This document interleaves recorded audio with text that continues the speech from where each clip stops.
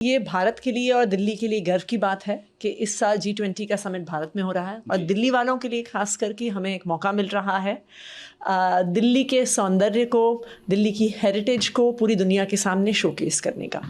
तो पिछले कई सालों से G20 की तैयारी चल रही है।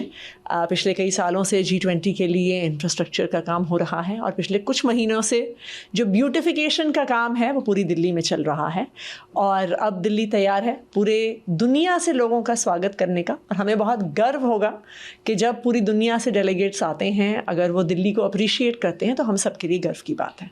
मैम, बीते महीने हमने देखा कि जब थोड़ी सी बारिश होती है दिल्ली में या फिर 2-3 घंटे बारिश होती है, अभी बरसात का मौसम है ही, अगर उन दिनों बारिश हुई तो उससे निपटने के लिए दिल्ली कितनी सक्षम है?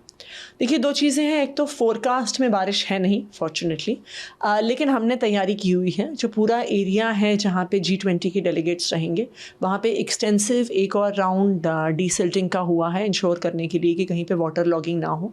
लेकिन उसके अलावा जो हमारे मोबाइल पंपिंग अरेंजमेंट्स होते हैं पूरी दिल्ली से हमने उन्हें ला के G20 के एरिया की प्रॉक्सिमिटी में स्टेशन कर लिया है कि इन केस अगर कोई अनफोरकास्ट रेन हो भी जाए और अगर कहीं पे थोड़ा बहुत वाटर लॉगिंग हो भी जाए तो हम तुरंत उस पानी को पंप आउट कर सकते हैं।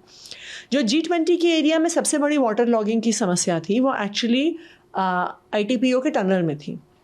वो जो प्रॉब्लम थी वो बेसिकली ITPO के अपने कंस्ट्रक्शन की वजह से हो रही थी, क्योंकि वो कंस्ट्रक्शन मेन जो दिल्ली के ड्रेन्स हैं उससे लिंक नहीं था।